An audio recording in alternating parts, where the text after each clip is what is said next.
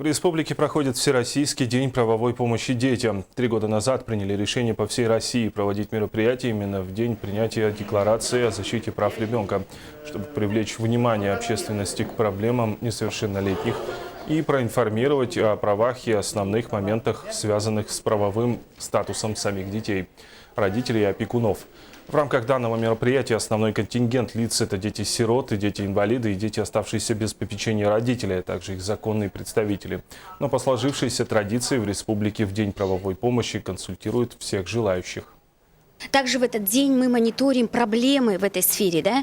Значит, работаем с самими непосредственно детьми и информируем, куда можно обратиться в случае психологической правовой помощи. Сделан единый информационный, значит, бюллетень или справочник, куда можно обратиться по всем вопросам, да, по разным вопросам, связанным с детьми, в том числе все телефоны доверия различных медицинских, правоохранительных, психологических служб. В этом году, да, мы уже наработали практику, да, и у нас есть хорошие методические материалы, лектории, да, для вот встреч на эти темы.